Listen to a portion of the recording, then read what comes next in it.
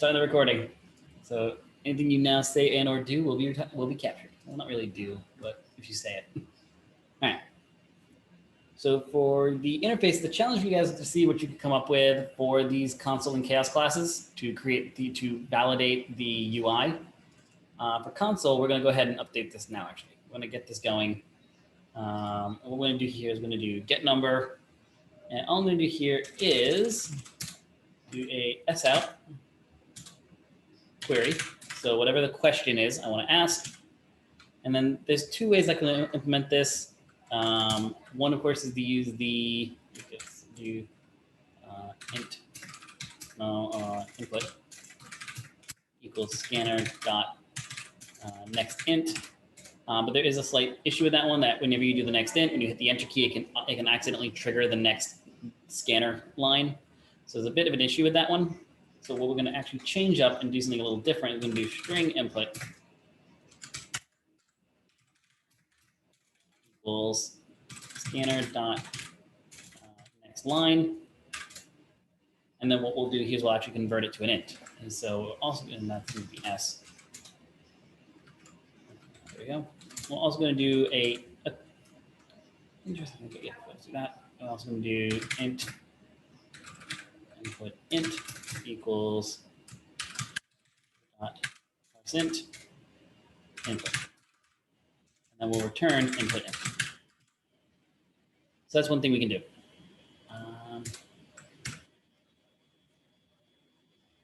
can't remember if this actually will trigger an error if you try to parse something that's not a number. So with this, that's what I'm trying to remember. When you try to parse something that's not a number in Java, can you remember, does that cause an exception to trigger, or does that trigger back just, what happens if you try to parse a string that isn't a number? Then we'll know what happens.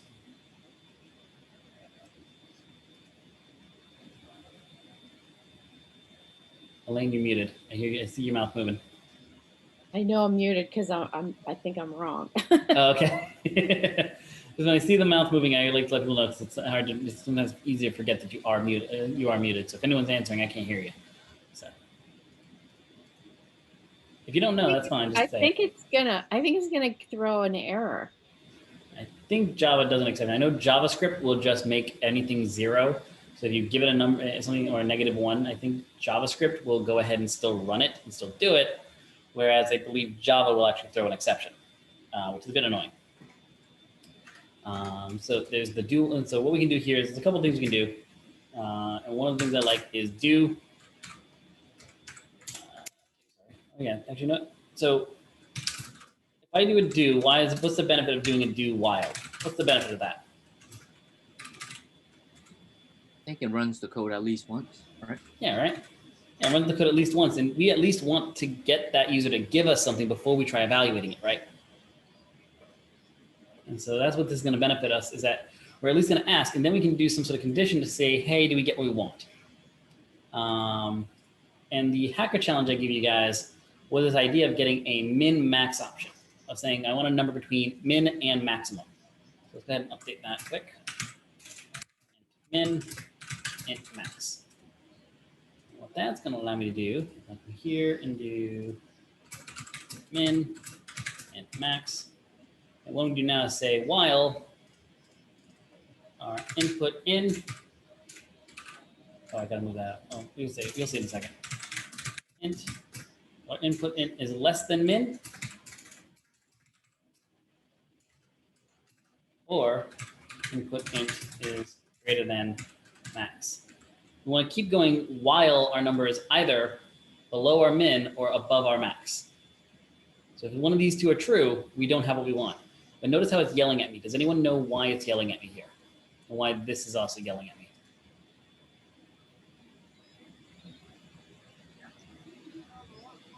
Why is it not happy?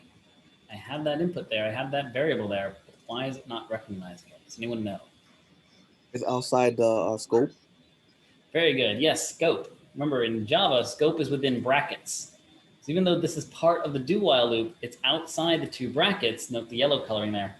So what I have to do is I have to do this. Int, input int, and I'm going to leave it undefined at first. I'm going to do that. That should, but I didn't spell it right. Why is it still yelling at me? There we go. Leave it undefined. So that way, if it does somehow get to here, it'll still yell at us, and then this will work. The last thing that you can also do as well, so this is the final item here, is put in a try-catch block. So I'm not going to do that. That's the challenge for you guys. But what you would want to do here is do a, here we go, to do, it, try-catch block to protect against non-number strings. So you can put a try catch. And so the catch will catch the exception that they entered a non-number here. So you can then print out an error saying, hey, you entered a non-number. And also, actually, I'll move this down now that I think about it. Have that reprint again every time they enter wrong. But have it catch the error, say, hey, get this wrong. We want to catch it inside the do while loop. We're then going to set input int to a number we don't like. So we'll actually set it to min -1 or max +1. And that will cause it to then refresh back to the top of the do while. So we'll catch the error, we'll catch the exception. That's what this would do. Catch the exception, set input int to a number we don't want, exit the try catch twice inside the do while so that the while still triggers and reset and reruns the do while instead of crashing our program. Right now, if I was to enter the word hello, it's going to crash my program. That's not good, but I'm going to leave that up to you guys to learn how to do those items. What we might do is if someone wants to share a case on that on one of these days when you have it, that'll be nice. I'm going to leave that here for the moment. I do leave some things for you guys. With that there, this should give us a number between our min and max. So we'll be able to ask the teller, hey, give me a number. So I can say, hey, give me the interest rate. Hey, give me the daily max limit, blah, blah, blah, whatever it is. And then I can return that back. For our get string method, we're pretty much going to do a lot simpler on this. We're just going to do simply s out, our query, and we're going to return scanner dot next line. That's a string. So we're going to accept what it again. We can't really do validation here on this one, and that's very simple. Nice and easy. Let's head over and look at our chaos class now. So our chaos class. So chaos, I'm going to update this to also do int min, int max. What chaos is going to do for us is just going to randomly generate a number between the min and max. So instead of us asking the teller, we're going to randomly generate one. So do return rand dot next int. Our bound is max. Now, is that inclusive or exclusive? Does anyone know what I mean by that? I think cohort 8, we did this last class or something like that, didn't we? Yeah, so cohort 11, do you guys know? I think Elaine's trying to talk, but Yeah, she is. Like, he's on her nod. So, I'm just nodding. I'm just Yeah. nodding. I'm not saying anything. yeah, I think we did this last class. I think you missed this one, Joel. I think we just recently did this where we talked about rand. I was here on You heard that? when we Okay. did it. Yeah. All right, So I wasn't sure if you saw that.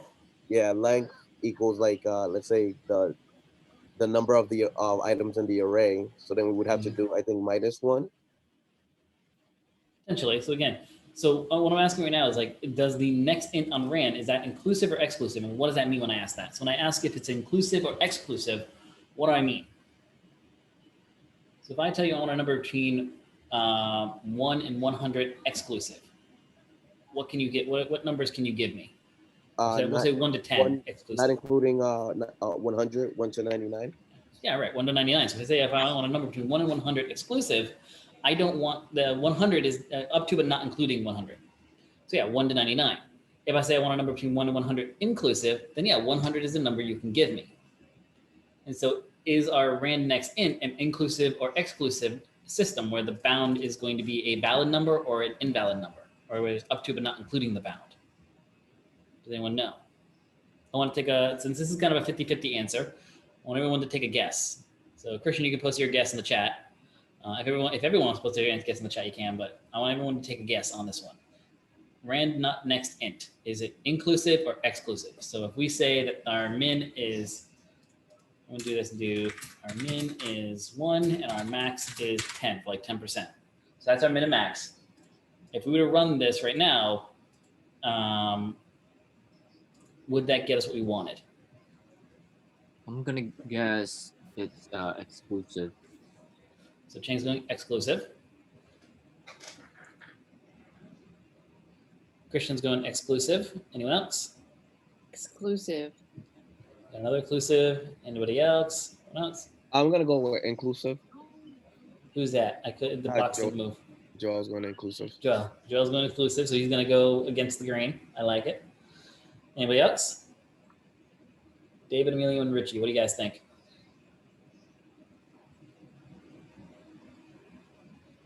If next is inclusive or exclusive? Yeah. So if I put the 10 here, are we going to get a number between 0 and 10 or 0 and 9? So inclusive would be 0 and 10. Exclusive would be 0 and 9. Exclusive. So Richie's Yeah, going exclusive. exclusive. All right, we're going exclusive. And then David, what do you think? I don't know if you realize, David, but you are muted. So if you're speaking, I can't hear you.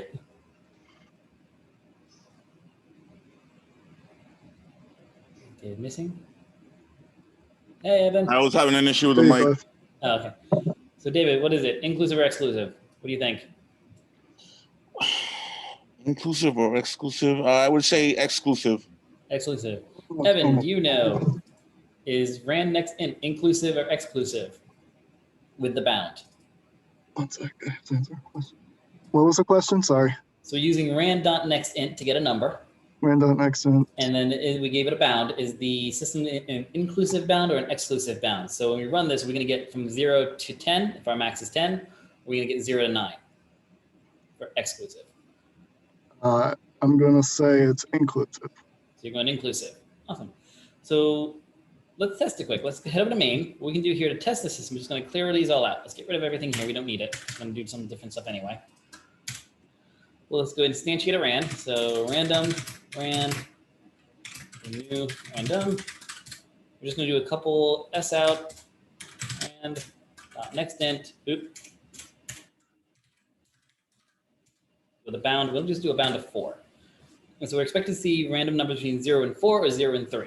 That's what we should see. And to really get a good idea, we'll go ahead and copy. We'll do this like 2, 3, 4, 5, 6. Do 6 times. So we'll even do it. We'll do it one more. We'll actually do it 7 times, just to get a really good sampling of it. We'll even run the command. We'll even run the program a couple times. So never just take it as something. It's yelling at me because this doesn't work yet. Not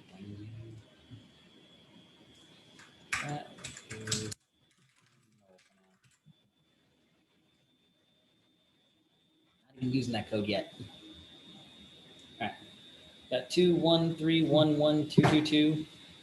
All right. Let's try it again. We didn't see the 0 yet. Okay, so there's 0. Got 1, 3, 0, 1, 0, 3, 1, 2. So based on the last one, there is a chance that maybe we're just not getting lucky. So let's run it a couple more times and see if we get our 4 or not. Still no 4. Still no 4. What are we thinking? Do we need to run it again, or do we think it's exclusive? One more time. 3, 2, 3. What's it looking like? We're going. The input was 4, right? So that's exclusive then. Correct. Yeah. It's exclusive on the, or rather, it's exclusive on the right bound or the upper Right. bound. Exactly. Exclusive upper bound. Inclusive on the lower. Exactly. And so that's one thing I was going to say next. The next thing you got to be careful of, to go back to chaos, is thinking like, oh, if we want it to be exclusive, I can just do this. But what does that change? Oh, sorry, not that. If I do, sorry, this. If I do this, what is that going to change? Oh, we did this the other day. Yeah, Yes. that increases. That's gonna increment every value by 1. Right. So you're gonna start with 1. Right. So that also, so by doing this, we're increasing our inclusivity on the whole system. So we're also increasing our left side as well. So our minimal. So now we're changing from being, instead of being from 0 up to but not including the bound, we're actually doing 1 up to and including the bound now. So that's what changes here. So we're doing, this does not make us include this. Well, it does technically make us inclusive on the upper bound. Our lower bound is no longer exclusive, no longer inclusive. So be careful on that. Usually what you want to do is if you want to make the upper bound inclusive, you do plus 1 here. So this will increase your upper bound. All right. And then want to change our min. Let's say we want to do min. Because 1. You can also do, we would then do a, and I think it's times max, isn't it? I got to double check it, but right now I'm not going to do it. This will give us what we want though, right? Cliff. What am I missing? What's that? You said up here, right above here, you're saying min is 1 and max is 10. Is that Yes. because it's using an index? So it's starting with 0. So you literally have True. 10 values, but the value of the last value is always going to be 9. Yes. And so in this case, what we can do is we have our next int max uninclusive, but then we add in the 1 and this will give us what we want, but that's not going to work on all situations. That only works if our min is 1 and our max is 10. Let's say our min is, let's say, 5 and 10. Oh, yeah. All right. So does anyone know the algorithm for that? Mm.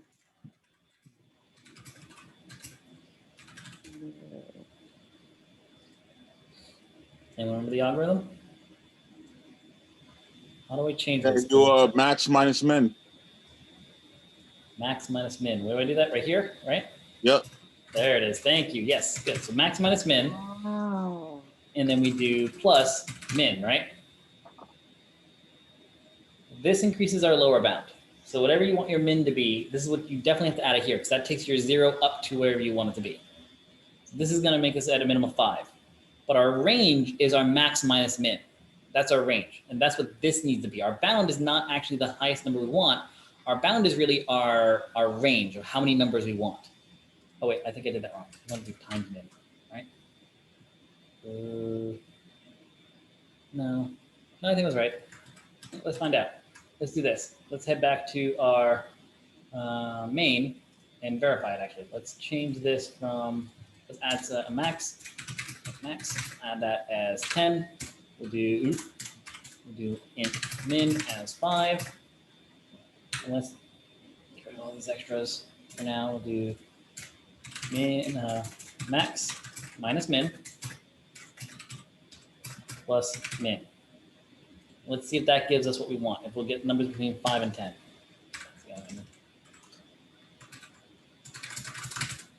Yeah. Bunch of samples. Play it. We'll bring this up so we can see it better. Let's see what numbers we get. 7, 9, 7, 9, 9, 5, 5, 6, 6, 5, 7, 6, 6, 6. So far so good. We got our 5, which is our min. What else? We see anything else? What are we not seeing so far? There's no 10. We still don't have our inclusivity, do we? So that's that one thing you do want to remember. So what we can do here is we can actually do again, another thing we do the +1 to add in our inclusivity. So by adding in the 1 here, we add in inclusivity because we can increase that range. So by just doing that, we get everything we wanted. See it again, let's check.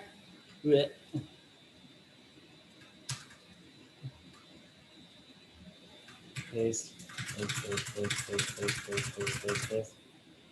Again, and let's see if that gives us what we want. A 5 to 10 inclusive. I see 5, I see 10, and everything in between. So there's your range. That's our system you're looking into. Min is always inclusive in the first place. So if you wanted min to not be inclusive, you could always add a +1 here and a -1 to your max. Or not, but there's a bunch of ways to play with these, and that's the things you want to keep in mind. How do I do inclusive and exclusivity in my randomness? Always keep those things in your mind. Is your rand inclusive or not? All those things. So this is how we're going to add in our code to our chaos system. Let's copy that, go back to chaos, and update this.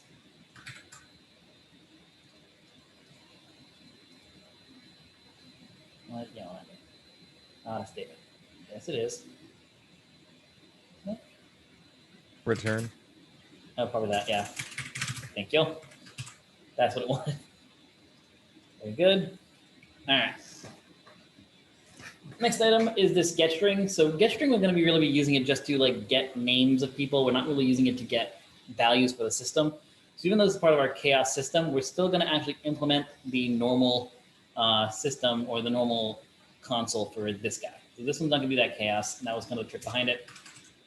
Getting random strings is odd and not easy. You can do it, and it is something we'll kind of do in a future item. But for this one, we're just going to go ahead and we're going to go ahead and do scanner.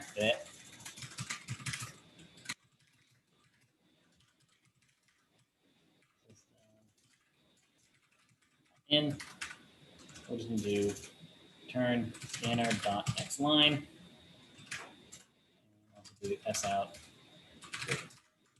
So for our chaos system, we'll still get the string the same way because this again is just us really just getting the name of the person. But what's going to be nice about this, we can see how we can use our user interface to switch easily between chaos and the actual always enter everything. So that's what we're going to be able to see next. Let's pop back to our bank class. We can see how that works. That out. Bring this back in. Let's put these on different lines for a second. Bing.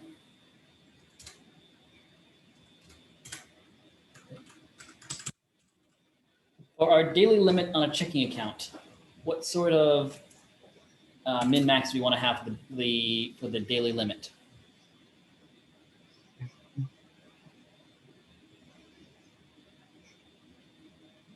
A minimum of 20 All right. and a maximum of 400. I like it. We can do this with those, make this easier to see. All right. So 20 and 400. Good start. Do that. Good. That works. Yeah. So say anywhere from 20 to 400 is your daily limit. Is that a great number? No, but it works. We could even actually, if we really wanted to, we could update this to say balance, where they could withdraw the whole thing technically. So that could even be the maximum for their starting balance, kind of sets their maximum daily limit. And then we can do what's this client's daily limit.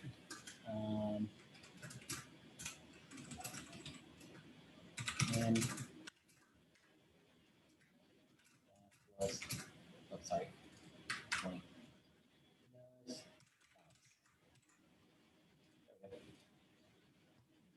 that. And now let's go ahead and actually utilize this system for our checking system. Just to add a checking account for now, let's go back to main. I'm going to do a bunch of undos so I can actually get back to that code. I shouldn't have deleted it, actually, now that I think about it, because that code actually had what we wanted. Dang it. It's always fun just holding down the undo key. Oh, too much. Dang it. All right, dang. Here we go. Let's go to bank again. Bank. Our bank. Anyone have a fun name for our bank?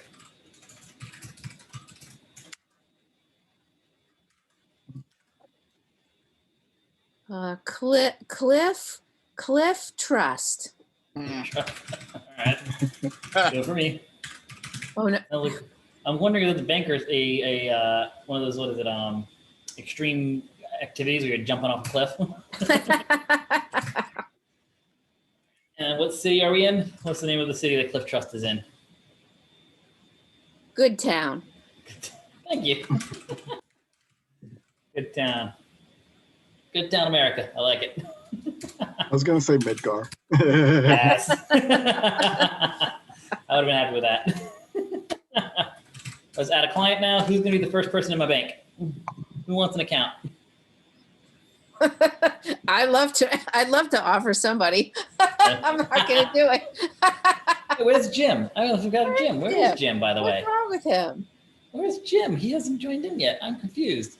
Did I not bring him into the classroom? Did I not bring him into the group chat? I thought I did. Did I miss him? Maybe he joined cohort 8-1, then realized. I hope I brought him in. Did I not bring him in? Because that would be very embarrassing if I didn't bring Jim in. I thought I did. No, Jim's in. Oh. What's going on here? Whoops, I feel bad now. Jim, where are you? Just noticed.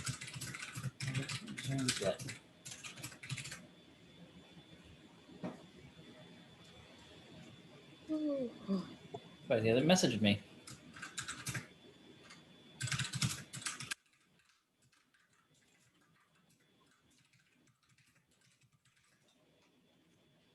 Get Jim in. So for those in cohort 11 who don't get what's going on, so Jim during one of our games decided to volunteer Elaine for the game without her knowing that. So they have a back and forth of volunteering each other. Yeah, I'm pretty sure I started that. Well, you invited Jim, who volunteered Jim first? Yeah, many times. Many times I did it. He says he's here, but not in the Zoom.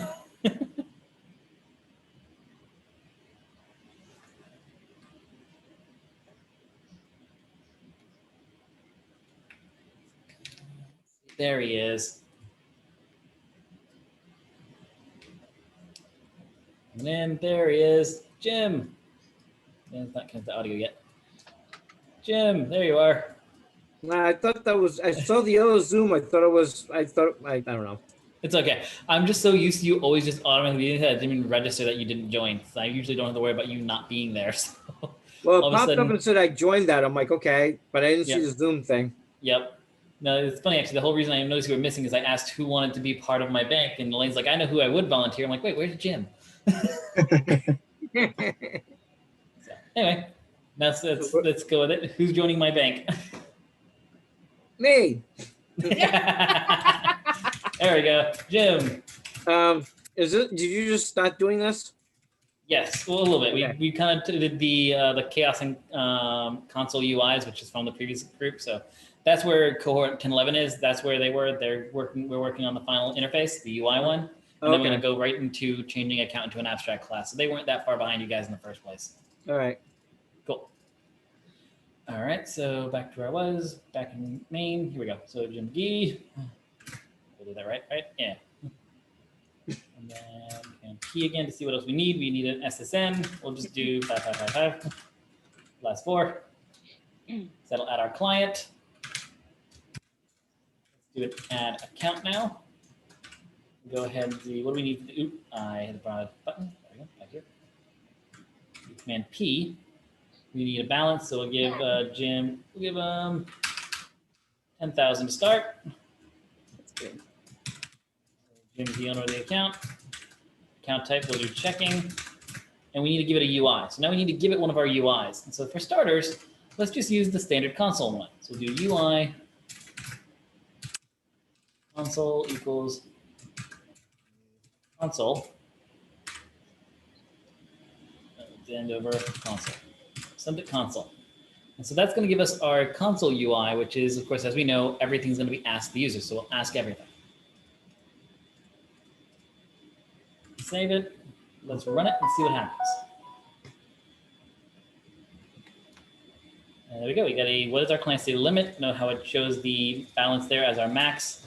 So we'll go ahead and say we'll give Jim a daily limit of 500 per day. And the program ends because we didn't print anything else. So let's go ahead and do our bank. There. Okay. Dot. Display clients. Save that again. Play again. 100 again, and we see. Why did it not display the clients?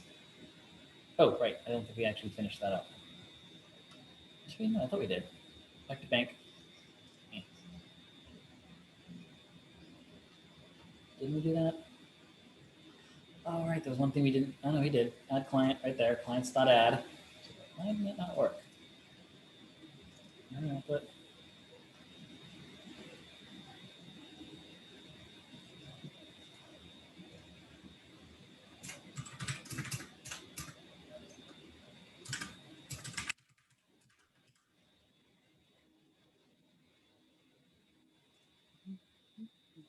Client, that's there, good.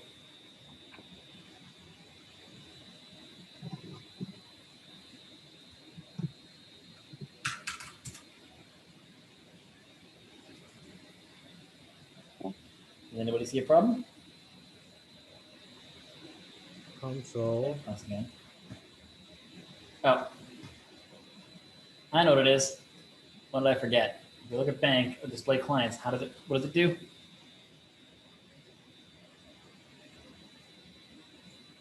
It What does that returns an cause? output. Returns a string, right? Yeah. If you go back to main, what did I do with that string? You're just calling it. You're not actually using it. Yeah, I'm not actually using it, so S out. I just kind of took it and threw it away. I'm like, hey, thanks for the string. So let's actually print it. We'll do 500 again. Note how we do have the client Jim McGee in there, but again, note how Jim still doesn't have any accounts yet. Even though we created it, we didn't actually add it to our accounts list yet. So we go back to our bank system. It goes to the code. It likes the code's happy. So let's go ahead and do this though. What we're going to do next is that code. We'll go ahead and if we returned it, let's pop up back to our add account. Where is that? Here it is. This should probably go above it now that I think about it. Why did I put that below? That's weird. I don't know why I did that. I'm going to move that above because that's more common setup. I don't know why I did that. That's weird. Here we go. So we're going to add the account. Accounts.add. We return the account. Oh, we should have it, shouldn't we? Return new checking account. Accounts.add. Oh, we added it to the bank account. What did we not add it to, though? So we did add it to the bank's account system, but what did we not add it to? I would say the checking, but you do have a case of checking here. Mm-hmm. But you don't have like a savings one, but that would go on to. You didn't add it to the client? David, say that again? You didn't add it to the client. Right, this is printing out Jim's, the client record, the client object. So we have Jim McGee, and yes, our bank has it, but our client doesn't have the account. We didn't add it to the client as well, we just added it to our bank. So if I wanted to, I could add a display accounts method to our bank, display all the bank's accounts, but that's not gonna work for us. So next we need to do is actually add this account to the client. Well, we know the name, but how can we find the client within this list? Oh, this sounds like something similar, something familiar, doesn't it? We know that our clients have a unique identifier, right? Take a look at our identifier, look at our client. We have that. Just created a client. Right there, very good. But we want to be able to find that client easily. Client ID.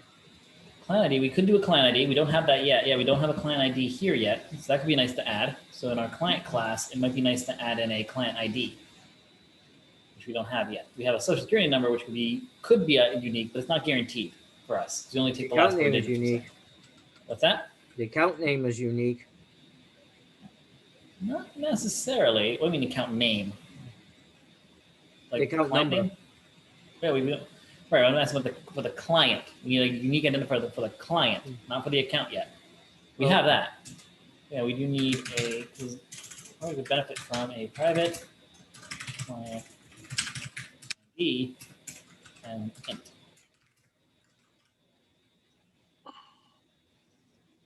Now we can just do ID equals ID. Easy. Add that to that. That way we can find the client a little easier, which is nice. That is nice.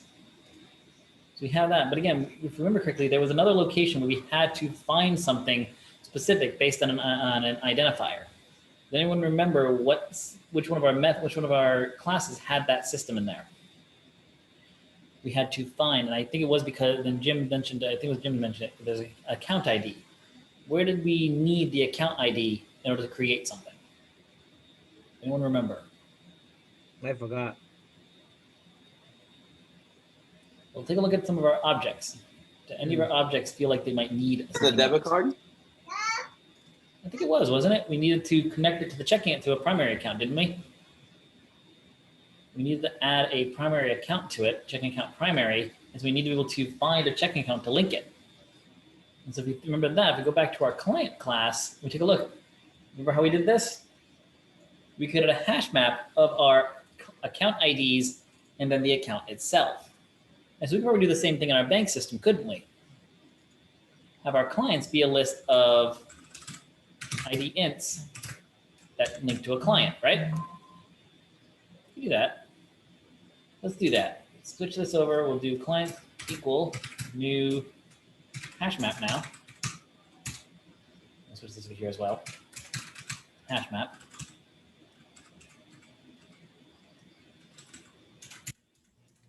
Now.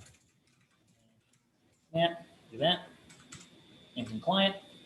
Pop down here and do an add create client instead of just doing create client. What else I'm going to do? We're now going to have to do a separate thing. We do client equal or client equals client.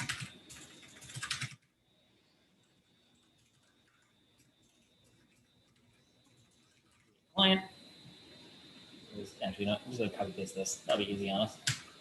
Do that.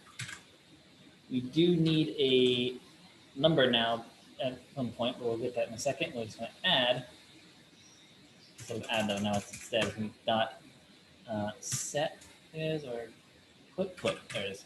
Put again, the ID number. So we need to know what the ID number is, and that will be client, sorry.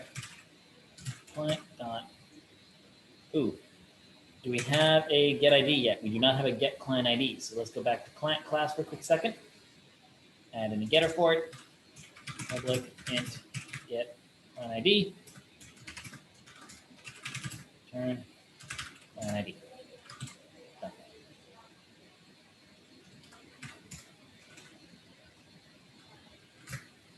And then new client. Straightforward. Look good. Copy, paste that here. We're going to switch this again to this city we said last time. We don't need that anymore. Last but not least, we do have to switch this from our client.client and clients to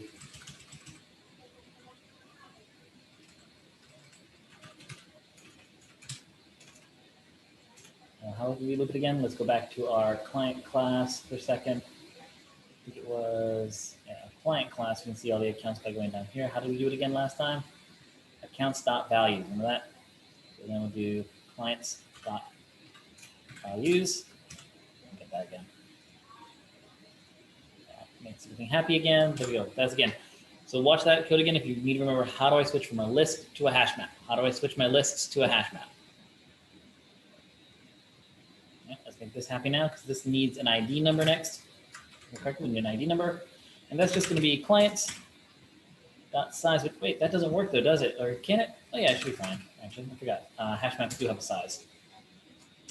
That's that size plus 1. Sound good? Do you see any problems with this?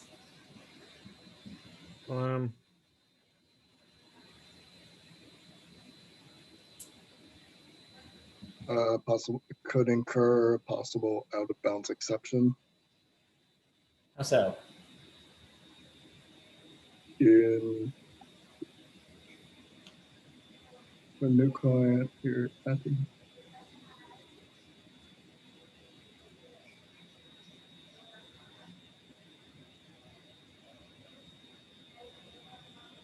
So what I'll say is there's a trick thing. I don't think out of bounds is the right thing, but what I will say is in this current implementation, it's safe, but a common item we said we might want to be able to do is to remove clients at some point or close accounts.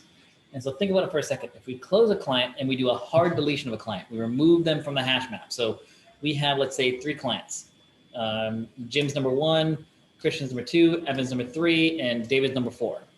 Let's say Christian decides to go to a new account. So he's number 2, we pull him out, and let's say we do a hard deletion where we actually remove his record from the list. Now Richard comes in, he's like, I want to open an account. If we do clients.size, what's that gonna be? Yeah, you're gonna miss. Yeah, you're gonna end up. Yeah. Our clients.size would be, your numbers are gonna be off.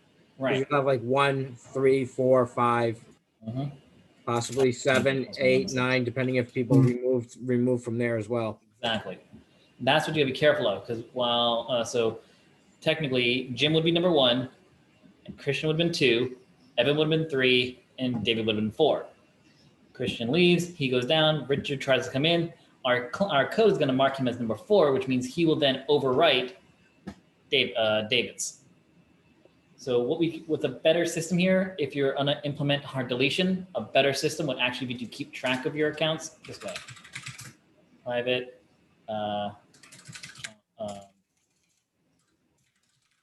count is an int. Start at 0. Instead of doing size plus 1, we will simply do a plus account count. And so what this does, it's going to increment it by 1 and then use it immediately. So at the first time we use it, it's going to be incremented to 1 and it will use 1. The next time this runs, it will increment to 2 and then use 2. It'll increment to 3 and use 3. And so it won't have to run into that issue. Was this a big item? No, because our current code did not implement any sort of deletion or removal, so there would never be that concern of overlapping. But just one of those things I like to make people aware. So not a big concern, but just being aware that's not a bad thing. What we had would have worked. But this is safer code. And so I always want to point that out, that what we wrote has a potential bug in it. In the long run, to see it, as you are aware of it, wouldn't be such a big deal in an interview if you coded that original item, because it would have worked because you had no deletion system in place. So do be aware that in the interview, that code wouldn't have had a bug because you didn't include any deletions or any way to remove an account. Or remove a client. And I probably should change this section up. I did the wrong thing. Hold on. Refactor. Rename. Client account.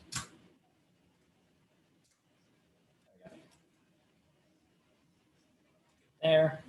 So now that we have this system in place, we can now search for one by, instead of taking in our add account, instead of taking the string of owner, we're going to actually take a int owner ID.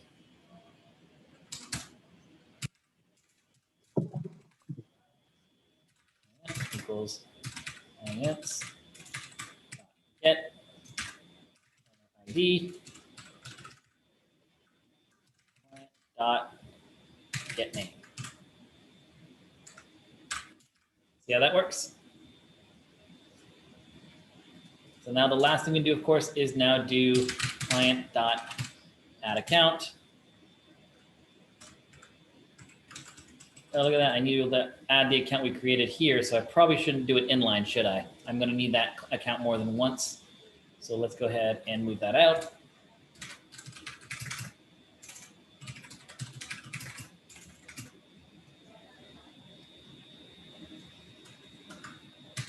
Cut and paste.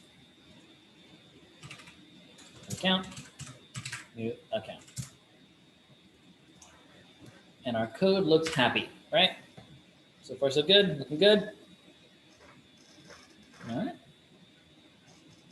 Let's go back to main again. Let's run it. Let's see if this actually fixes that problem. Oh, this is now going to yell at me. I just forgot.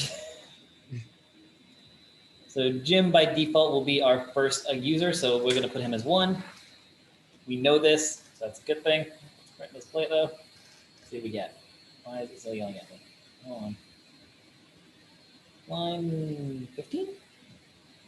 Oh, right. And remember what this is? What's the problem with using primitives in our complex data types? I know it, but I won't say it. We gotta use object. Go ahead, Chang. What was that again? No, about to use like objects, right? Like the integer. Yeah. There it is. Yep. We want to use the objects. We don't want to use primitives in these. Integer. Integer. Very good. Yep. There we go. Catch. Awesome. Does it take primitives or does it require? No, hash maps and using lists object? do not take primitives. Yeah. You have I was to just use kind the of curious objects. about it, though. I never really tried it. Yep. They require the object. So again, we'll give them 500 and look how we got there. We have our system showing our client Jim McGee, which I'm going to just do a quick fix on that because that's annoying the crap out of me. Back to our display clients. Where are you?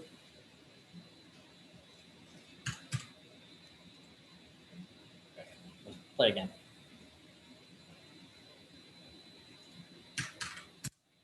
There we go. Checking account number. There it is. We have our account num. Owner Jim McGee. Very nice. And balance 1,000. Very good. That's my checking account number is 1. I thought you gave it like 7-digit number. No, we didn't do that anymore. Maybe on your version we might have had that. We may also add that here, but for now we're just showing we're doing the account number based on generating it, so we can easily find it, so we can add the accounts and stuff like that. So, oh yeah, and I think we did it in yours too, because for credit card, we had to make our life easy. Remember, on the debit card system, we need to make it easy to find the numbers instead of having to print them out. So yeah, so we did the same thing for there. We used to type in random numbers, but then we switched it to actual static numbers that were in order, just so we can easily find them for the credit card. Yeah. Same thing we just did here for the clients. My number, we were client 1, so yeah, same thing. So now we can add a checking account. But I want to also show one last thing. So I want to jump over to my checking account class.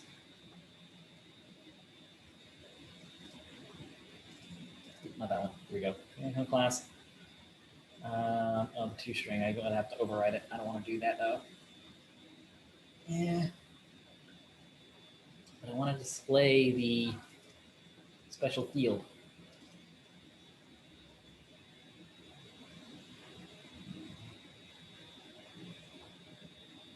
Dang it.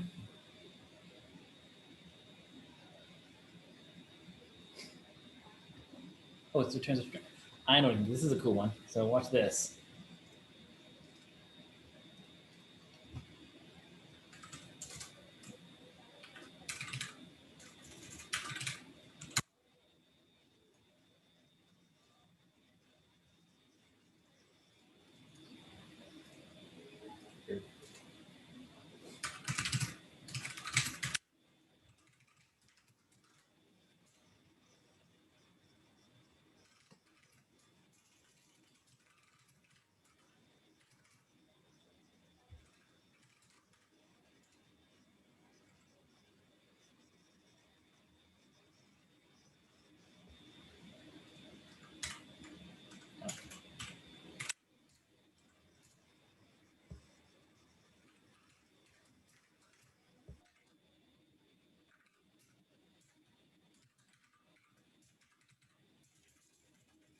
Slash.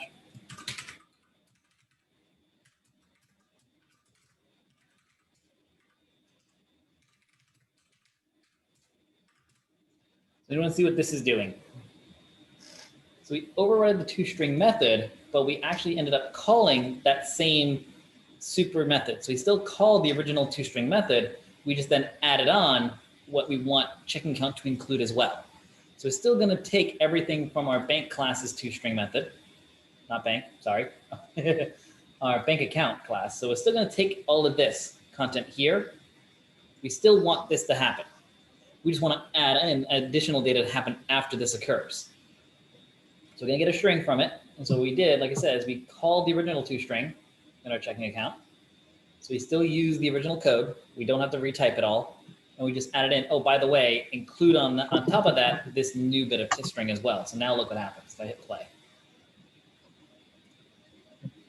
I wanted to show that in one situation. Do 500 again.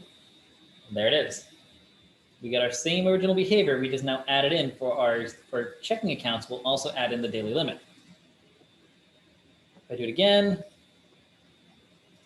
this time I'll do 750 for it. We'll see different daily limit. Not bad, right? But let's say I want to allow chaos to reign now. Let's say I want chaos to reign. I don't want to have to deal with the daily limit system. I just want to let the system come up with it. How do we switch over to using our new system? Well, if we weren't using interfaces, I'd have to come over to the bank class where we implemented a system and have to code it all here. All I have to do in this code is simply do one quick item like that. I replace one bit of code right here, implement a different UI, and everything else will still run exactly the same. Hit play, and look what happens there. Let's see a little more. Let's do another rbank. Before we do that, actually, let's add a little more code to see if we can really get this feeling here. So let's add the saving system. Case savings. There we go. Return new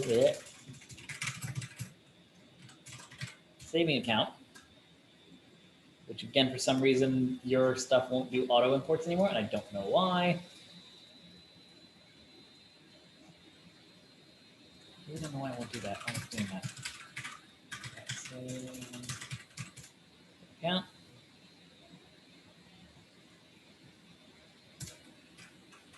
Let's owner.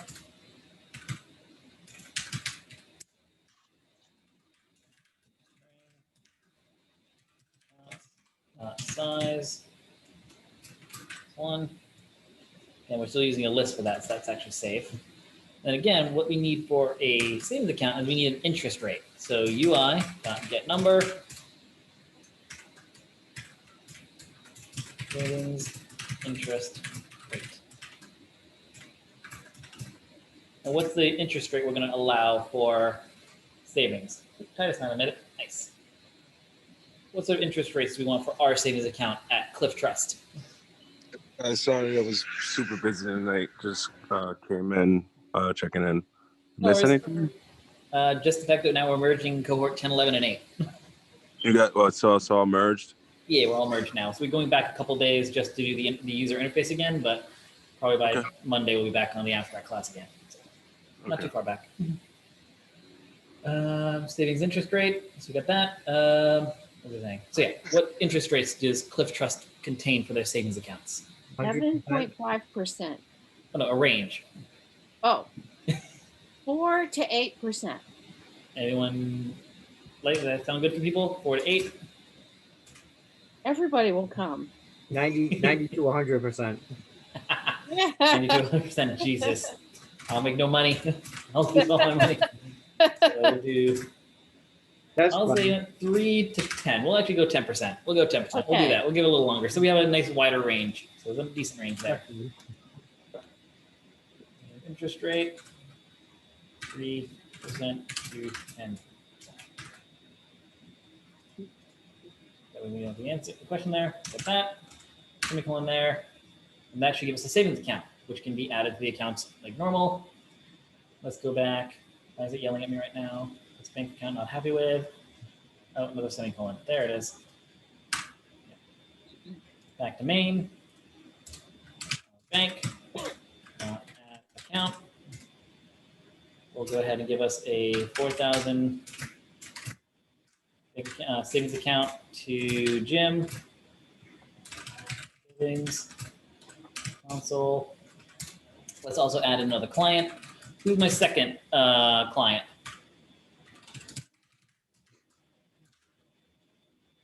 Don't all jump to join my bank. Okay, I'll do it. I'll be in the second client. Thanks, Elaine. How do I do your last name again? Your last name is fun. Braylich, F like Frank. ROEH. LICH. Right, Yeah, that's it. yeah. Okay. Unpronounceable in English. It's not about pronunciation. It's actually just the spelling. I would just script spelling all the time. Yeah, silent H's. Yeah. Like, is there a G in there somewhere? I didn't even know the E was there, honestly. I forgot about the E. So we got that. Do the P again. We'll do SSN. So this one we'll do 1, 2, 4. Let's give you a couple accounts. So our bank, add account. Give Elaine 2,000. Oh yeah. 2. Checking account. We'll do the reverse of this. I'll do savings first. Console. Oh, I did single quotes. Link dot add account. Let's do another. This time we'll do a 3,000 though. We'll only do 3,000 in the checking account. So Yeah, that's wise. It's a smart way to do. Okay. Console. Save that. Let's see how this works. So now again, we're set to chaos right now. So both the daily limits and the interest rates should be randomized. We're not setting those ourselves. The last thing I also want to do is actually switch over to my savings account quick and display the item here. So I'm going to do the same thing I just did before at override, public string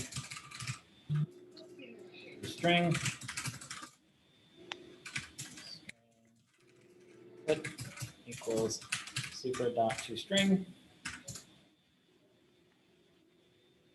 I'm going to do turn output plus /t interest plus interest.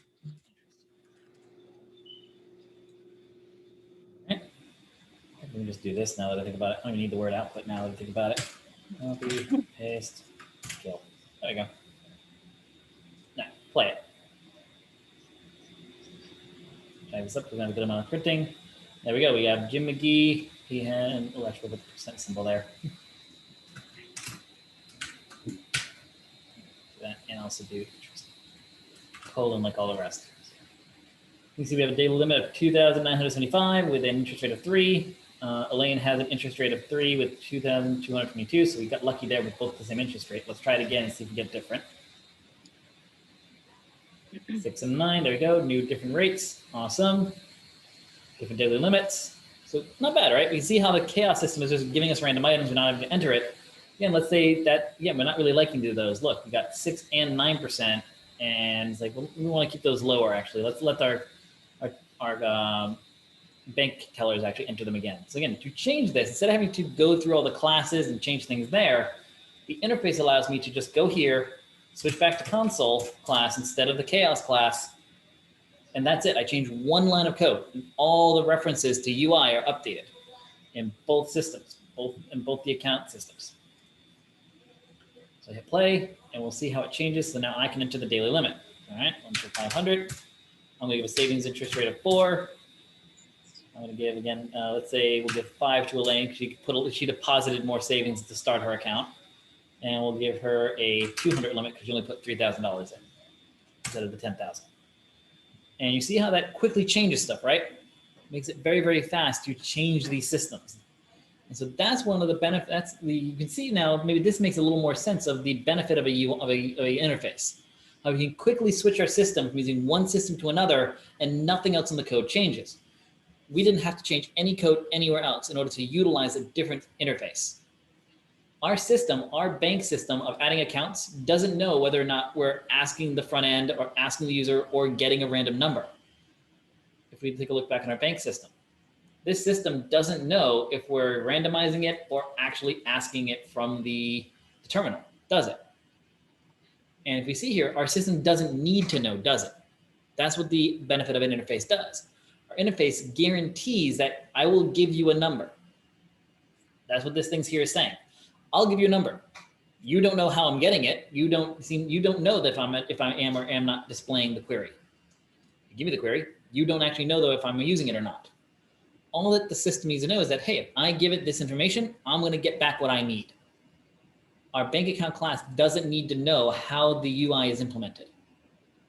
It uses the interface to know that it's what it's guaranteed and what it can do. How it does it, it does not need to know. And that's part of that abstract concept. And interfacing allows for abstraction. It abstracts away how the system works, but just says that anything that implements this interface guarantees it will provide this information. It doesn't matter how it gets it though. And so now that we've seen this interface, does it help to maybe feel like maybe our account interface doesn't really fit right from cohort 11? So anyone from cohort 11, now does it feel like our account interface seems a bit odd, right? So not really swapping out new account types, are we? This interface, we're not really swapping out different types of accounts, are we? We're using it to bind them all together. So this doesn't really fit, does it?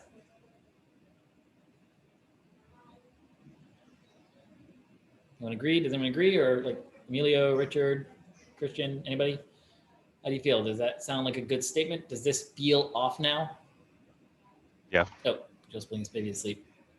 Yeah, so that's something that's what I wanted to showcase. I wanted to showcase that yes, while we could use an interface to do what we want, there are moments where the interface just feels like it's not being utilized correctly. This is really the benefit of a user interface, this idea that we can have two different types and we can swap back and forth between them. We can use whichever one we want and our system will work the same way. What we see in our account system, we're more using what we want to use as what's called an abstract class. We're never actually implementing this bank account class. We're always using one of the child classes. We're never using this parent class here. We're always using one of these guys here.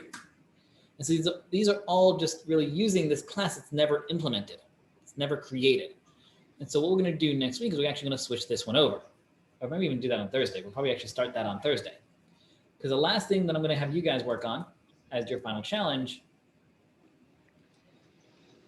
for this thing is to implement the add, or implement these two methods. Add debit card. Actually, no, I'll just do this.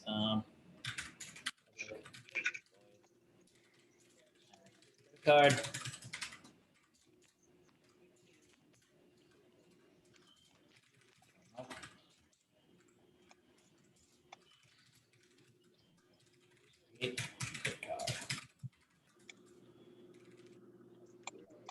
Turn off. There we go. And so these are the methods I want you guys to create as a challenge. Add debit card and create debit card system. And so we want to be able to add a debit card to our client. And again, this is something that really our bank should be doing. We know that currently our client account actually is doing that. It's actually creating it. Go back to our client account and see. So we go to add debit card. We are creating the debit card here, but we probably want to change that. I'm going to change that so now the bank is creating it. So we're going to do an add debit card. And so we're going to change this to an override. Add debit card. Add the override. Debit. Debit card. Card. Cards. Add.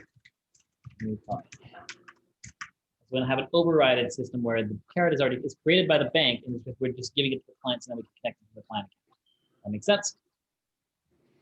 We're going to change this to that. That's how we're going to change this. So now instead of doing the add debit card account num, we're going to change it to add debit card. Card is already created. That's your challenge for tonight. See what you can see how far you can get with it. We'll probably end up doing it together tomorrow. So we'll end up doing this together tomorrow. We'll work through it.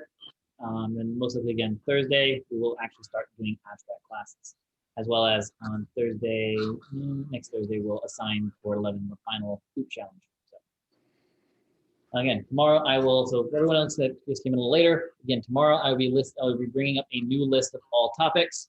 What I'll say is for anyone in cohort 8, if you do want to provide a new updated list, by the way, so if you're okay with changing your class, or if you're okay with if you want to keep what you have, just let me know.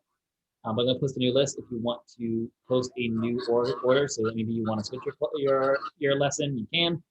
The goal here is for Evan and Joel. I want to remove your extra lesson, so then you won't be doing 2 anymore, and I'll be bringing in Christian, Richard, Cheng, Emilio, and Will into teaching the lesson as well. So everyone here will teach. This is a much bigger group now. I'm liking the fact that we brought everyone together. You now have more people to peer program with, practice with, and challenge each other. Sound good? I think I want to keep my multi-threading one though. That one's a good challenge. That's fine. Yeah, like I said, if you want to just keep it, just let me know. I'm gonna stick with what I have. I want to keep mine just because I'm working on it as we speak. That's what it is. Like I said, if you don't, as long as you don't provide me a new updated list, I'm just gonna most likely keep you where you are. If I feel like I want to move you, I'll ask you. So if you didn't provide it, but if you want to, Are you gonna provide us an updated list so we can know when we're going? That'll be tomorrow. Yeah, I'll be doing that tomorrow. Posting the list of all topics plus the new topics, and then yes, I'll be posting again who's doing what, and you'll know your start date once we start teaching the lessons. So once the first person starts, I'll be able to give you an actual date of when your lesson is going to be up. So once, like I said, right now Jim is currently the first person to go. So once he starts teaching his lessons, I'll be able to tell everyone what day your lesson is, because there is an order to that. So I'll give you the exact date once I have it. So don't definitely have it because we haven't started yet. But no matter what, you at least have 2 weeks now. For those who have your lesson already, right now you have 2 weeks to dig into it.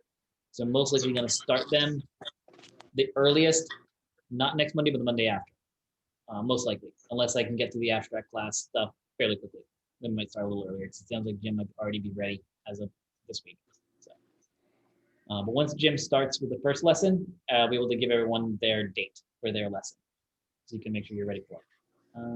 Any other questions? I guess for the lesson, I guess any advice for preparing to do it in front of the class? Like I said before, you want to try to do a 2-hour lesson. So when you're prepping when you're doing the mock lesson, like when you're practicing or something like that, or trying to think of what you're going to create, you really want to keep it around 30 minutes to an hour by yourself, because it's going to take you at least twice as long to do the lesson in class. Take that from myself, and Elaine also argued that herself. She kind of vouched for my statement on that. Whatever you plan, when you're doing it yourself, you know what's going on, you know what you're doing, and you're not going to ask questions. You're not going to have to check to see if people are keeping up with you. Those things don't happen when you're doing it yourself.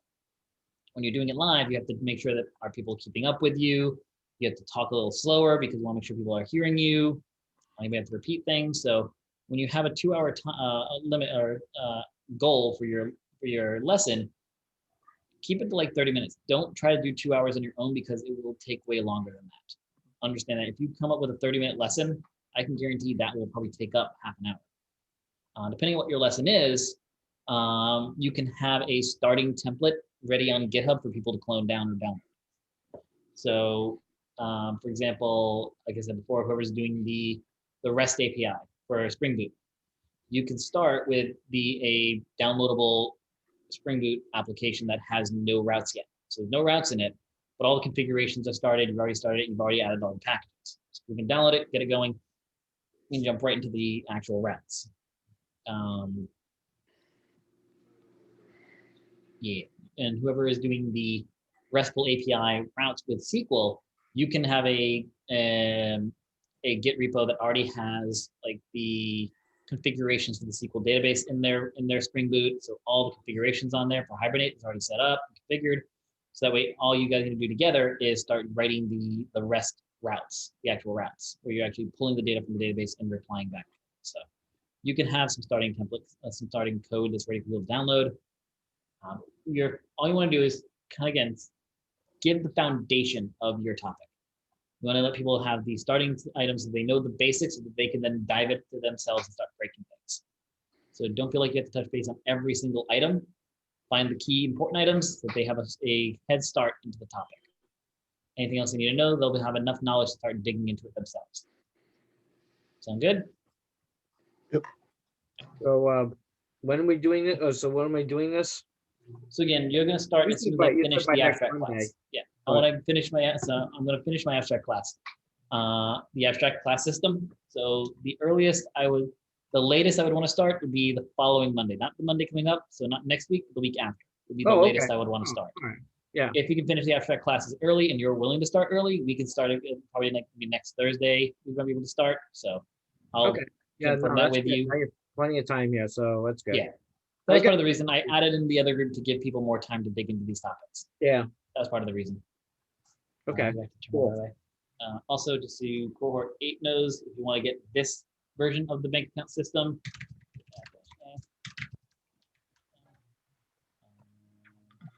add accounts.